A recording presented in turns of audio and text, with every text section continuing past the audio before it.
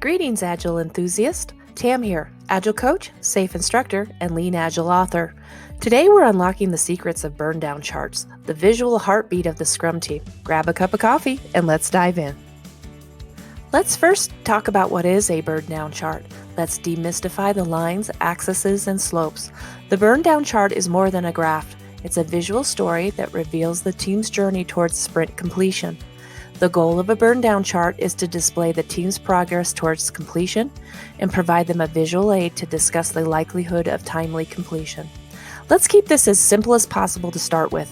Let's assume it is being used by a single Scrum team for a single sprint and that committed work remains constant and does not change during the sprint. The x-axis represents time, usually in terms of the business days of the sprint. The y-axis represents the work that needs to be completed by the team for the sprint. The Scrum team can decide to represent story points, story counts, or task hours. The ideal or planned trend line. This is a straight line that connects the start point to the end point. At the start point, the ideal trend line shows the total estimated work they have committed to completing. At the end point, the ideal line intercepts the x-axis, showing that there is no work left to be completed. This line is a mathematical calculation of the total amount of work divided by the number of days so that there is an even downward slope to 0. Let's assume we're on day 6 of the sprint. This shows the actual work completed for days 1 through 5. We see the team's total work completed each day. Sometimes they complete a little more than the ideal line, sometimes less. Days 6 through 10 are redrawn with another mathematical calculation of the work remaining divided by the remaining days to reach 0 by day 10. Thanks to the fact that the Burndown chart illustrates the comparison of the ideal burn line with an actual work completed, it allows the Scrum team to evaluate their pace of work. They can anticipate the risk of not completing all the work committed by the end of the sprint and take corrective action.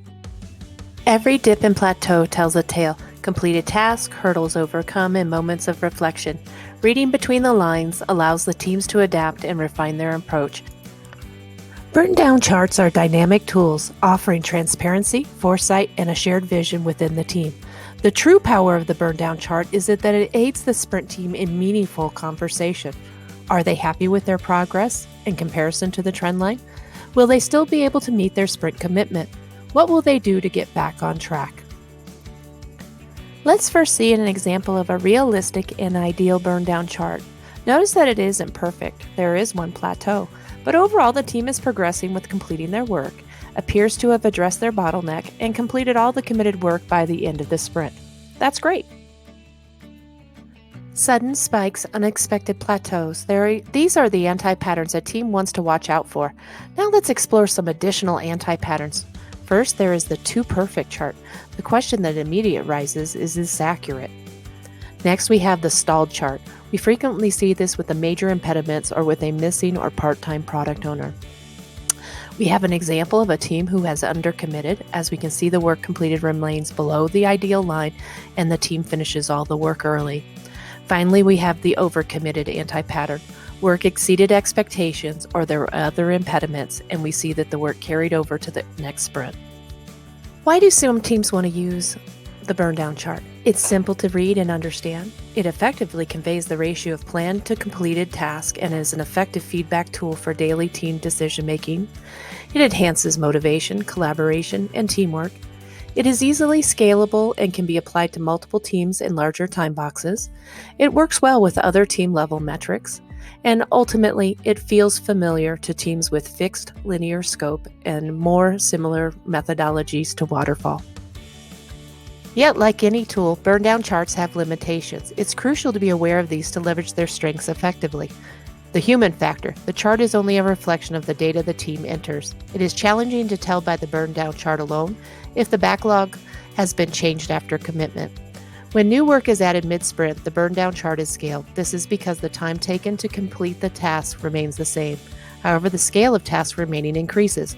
This may give a misleading impression that the team has incorrectly planned the work to do in a given sprint, or that they are working slower than planned.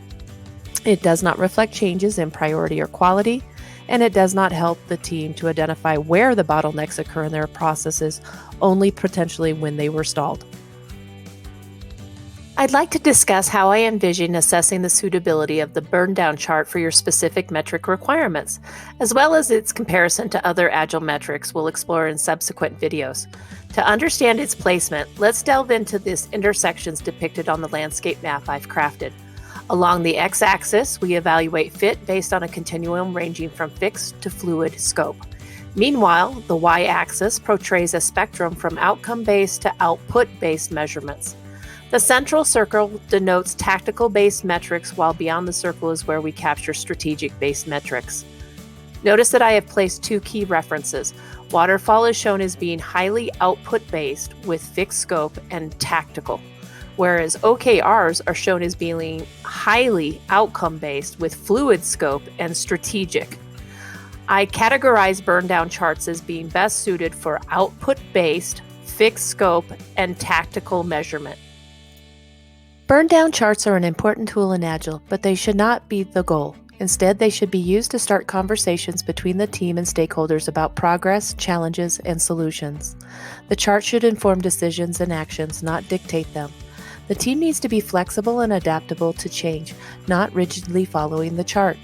Following these tips will help you make the most of Burndown charts in Agile. Contact me, Tam, your strategic Lean Agile coach. Let's create metrics that truly drive success. Stay agile, stay lean, and let's make a positive impact together.